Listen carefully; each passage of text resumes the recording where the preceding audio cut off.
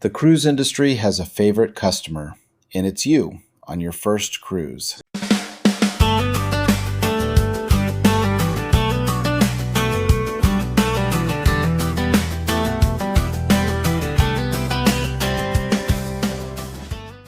There's a story going around this week. Cruise lines are chasing first-time passengers harder than ever, and the reason, in their own words, is that first-timers spend more. Not on the fare, on everything after the fare. I'm Mark, I've spent more than 20 years on the water, and today I'll show you exactly where that money goes and how to spend like you've done this before your first time out. Trap 1.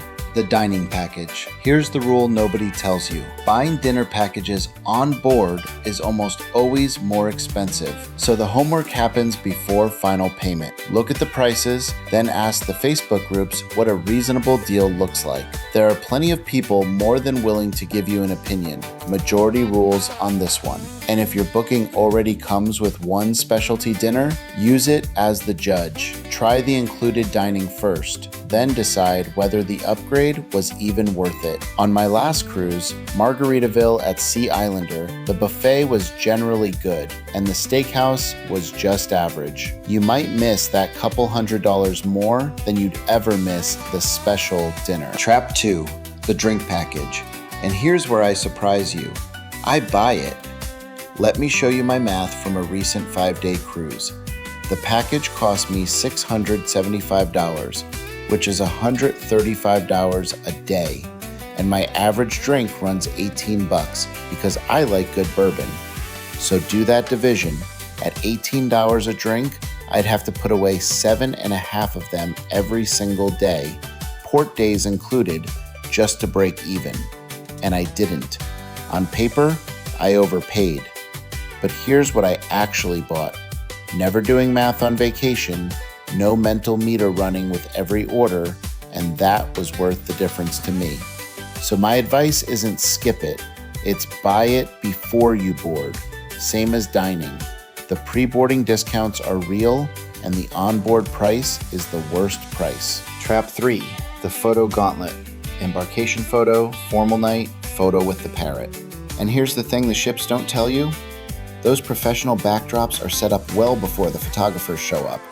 So walk up early, set your phone to portrait mode, hand it to a fellow passenger, and take the same picture for free. Save yourself hundreds. Trap 4, excursions.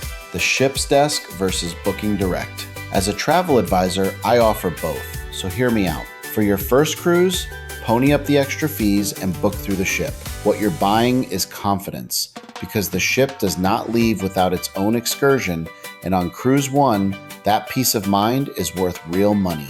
Once you've got some sea time under your belt and you know how the process works, private excursions become the better choice. It's not a forever answer, it's a first-timer answer. Trap 5, and I'll keep this one short.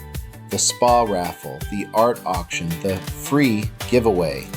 Raffles exist to bring you into the room for the sales pitch and the upsell. Buyer beware, enough said. So what separates the first-timer the industry loves from the cruiser who's been smart? Honestly, a great travel advisor. The process should uncover what matters to you and put your money there.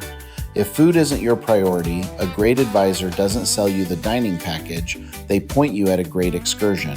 Or sometimes they can even get you free play in the casino instead. Same money, better vacation. And here's the test. If your travel advisor hasn't asked you some simple questions about what you want, it's time to look for someone else. That's exactly why we built the Room Concierge.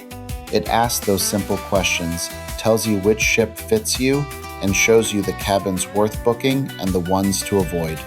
Link below, no charge, no pressure. And if this saved you money, the like and subscribe are free. Cruise smarter, laugh more. We'll see you on board.